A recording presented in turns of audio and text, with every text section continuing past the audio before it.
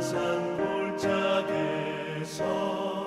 지저귀는 저 새소리들과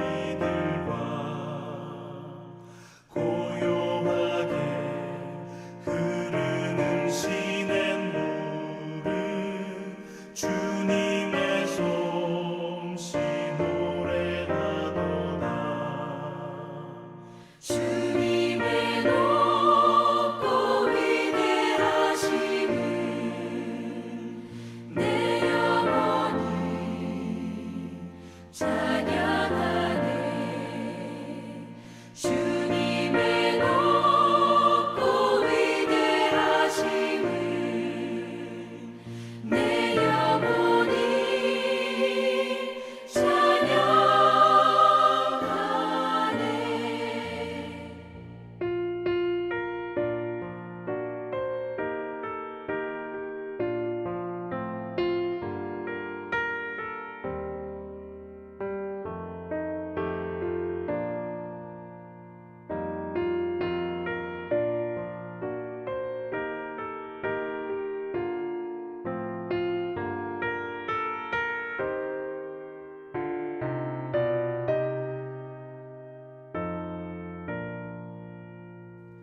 주 하나님 독생자 아낌없이 우리를 위해 보내주셨네. 십자가에 피 흘려 죽으신 주, 내 모든 죄를 대속하셨네. 주님의 높고 위대하심을 내 영혼이 찬양하네. 주님의 높고 위대하심을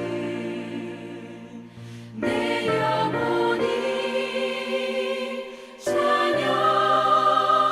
찬양하네. 내 주 예수 세상에 다시 올 때 저 천국으로 날 인도하리. 나 겸손히 엎드려 경배하며 영원히 주를 찬양하리라. 주님의 높고 위대하심을 내 영혼이 찬양하네. 주님의 높고 위대하심을 내 영혼이 찬양하네.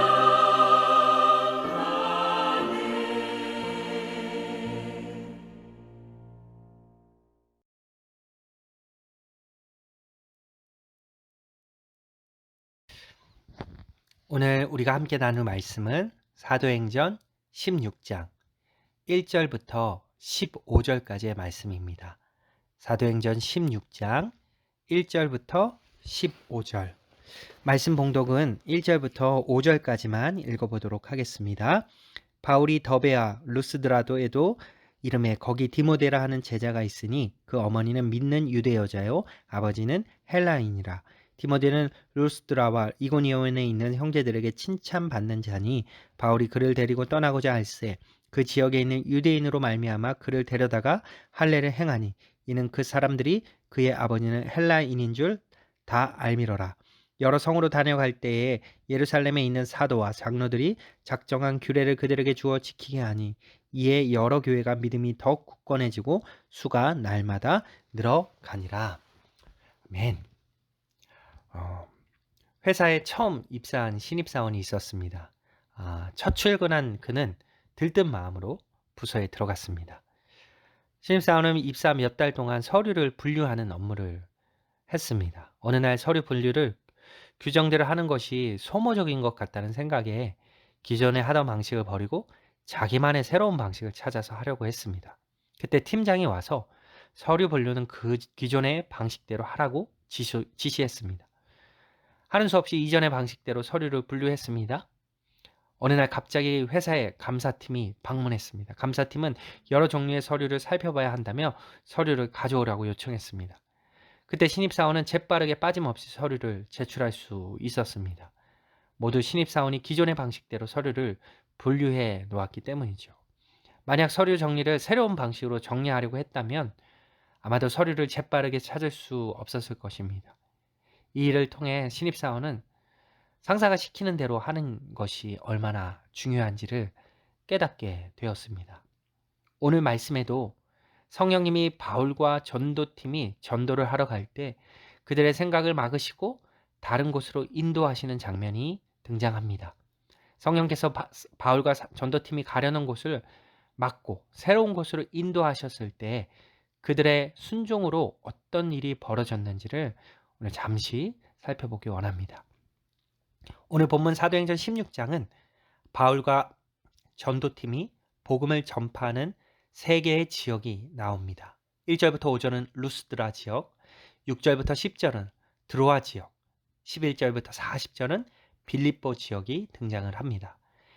1절부터 5절에 바울과 전도팀은 먼저 루스드라에 복음을 전했습니다. 바울은 이전에 이곳 루스드라에서 복음을 전했던 적이 있습니다. 제1차 전도여행 사도행전 14장에 나왔는데요. 이때 여러 교회들이 생겼습니다. 바울은 여기서 디모데라는 제자를 동역자로 삼았습니다. 디모데는 어머니가 신앙이 좋은 유대인이었고 아버지는 헬라인 사람이었습니다. 디모데는 그곳에 사는 많은 성도들에게 칭찬과 존경을 받았습니다. 바울은 이렇게 평판이 좋은 디모데를 데리고 함께 복음을 전파하기를 원했습니다. 바울은 디모데에게 할례를 행했습니다. 아버지가 유대인이 아닌 이방인이었기 때문에 할례를 받지 않았었습니다. 바울은 유대인들이 할례를 받지 않은 디모데를 배척하거나 싫어하지 않도록 그 지역에 사는 유대인들을 위해 할례를 받게 한 것입니다.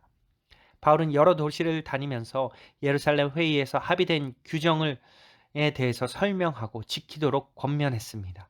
바울의 전도와 예루살렘에서 결정한 규정을 통해 교회들은 믿음이 점점 더 단단해졌습니다. 사람의 수도 계속 늘어났습니다. 6절부터 10절을 보면 바울과 전도팀은 드로아에 가서 복음을 전했습니다. 바울은 아시아에 가서 복음을 전하고 싶었지만 성령님이 막으셨기에 그곳에 가지 않았습니다. 바울과 전도팀들은 부르기아와 갈라디아 지방을 거쳐서 갔습니다. 무시아에 도착해서 비두니아로 들어가려고 했는데 또다시 성령님이 허락하지 않으셨습니다. 바울과 전도팀은 무시아를 지나서 드로아로 들어갔습니다. 밤에 바울이 자고 있는 중에 환상을 보았습니다. 마게도냐 사람이 바울 앞에 서서 우리 마게도냐로 건너와서 우리를 도와주세요 라는 간청하는 환상을 보게 된 것이죠. 바울은 마게도니아로 가려고 했습니다. 하나님이 마게도니아 사람에게 복음을 전하도록 자신에게 환상을 보여주셨다고 확신했기 때문입니다. 11절부터 15절에 바울과 전도팀은 빌립보에 가서 복음을 전했습니다. 드로아에서 다시 배를 타고 떠난 후에 사모들에게로 가서 다음날 네아폴리로 갔습니다. 그곳에서 빌립보로 들어간 것이죠. 이처럼 바울의 전도 여행은 휴식이나 관광이 아니었습니다. 전혀 쉴 틈이 없어 보입니다.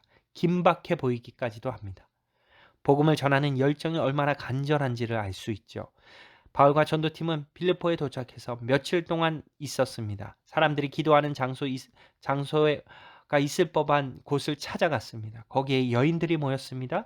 그들 중에 루디아라는 여인이 있었습니다. 루디아는 옥감 장수였고 두아디라 출신의 사람이었습니다. 루디아는 하나님을 믿는 여인이었습니다.